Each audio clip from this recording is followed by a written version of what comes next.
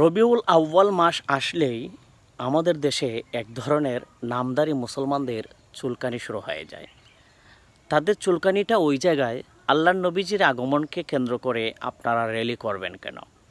আল্লাহ রসুল সাল্লাহ সাল্লামের আগমনকে কেন্দ্র করে আপনারা জুলুস করবেন কেন? রাস্তায় আহলান সাহলান বলবেন কেন? এটা সুস্পষ্ট বেদাত। তারা উদাহরণ দেয়, দলিল দেয় যে এটা আল্লাহ রসুলও করেন নাই, সাহাবায়ে কেরামও করেন নাই, তাবিঈনরা করে নাই, তাবিঈনরা করে নাই। এই জন্য এটা সুস্পষ্ট বেদাত। কিন্তু আপনারা যে 3 দিনের ইজতেমা টঙ্গীর ময়দানে করেন, এটা কি সাহাবারা করেছেন? কোনো তাবিঈনরা করেছেন? এটা কি সুস্পষ্ট বেদাত না? 40 দিনের চিল্লা আল্লাহ রসুলের কোন সাহাবী করেছেন? মসজিদে গাঠি নিয়ে নিয়ে ঘুমানো কোন সাহাবী চালু করেছিলেন? আপনারা বলেন। নির্বাচন দাঁড়িপাল্লা মার্কা নিয়ে নির্বাচন করা, আমার ভাই তোমার ভাই, অমুক ভাই তমুক ভাই, আল্লাহ রসুলের কোন সাহাবী করেছেন এরকম নির্বাচন? করেছেন? কেউ করে নাই। এমনকি আপনারা শুকুরানা মাহফিলের নাম দিয়ে রাস্তায় জুলুস করেছেন এবং পহেলা বৈশাখ নববর্ষকে কেন্দ্র করে আপনারা রাস্তায় জুলুস করেছেন।